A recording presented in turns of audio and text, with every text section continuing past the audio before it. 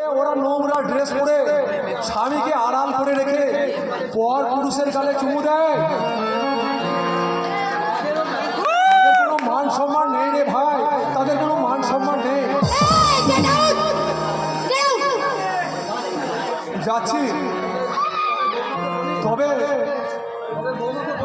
এই বৌমাকে বলিস, ওরে এটা ভদ্রলোকের বাড়ি, গণিকালয় নয়। ওর স্বভাবটা যেন একটু বদলায়, নইলে আমি কিন্তু ওকে ওর উপযুক্ত স্থানে দিয়ে আসবো। তোমার সাহস তো কম নয়। আরে আমাকে যে বলার সাহস ও নিজে থেকে দিয়েছে। দাদা টাকাটা নিয়ে যাও। No no no my dear brother, টাকা আমার আর লাগবে না।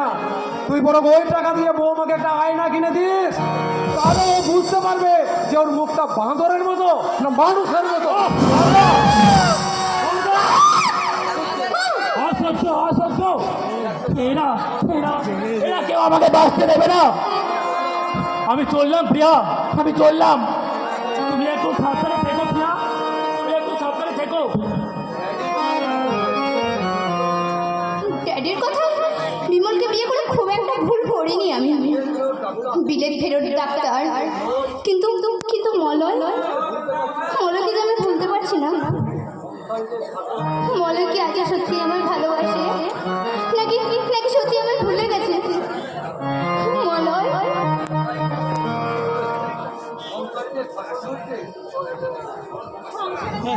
বিশাল বড় একটা ফাটল ধরেছে, এমনি জ্ঞান দিয়ে চলে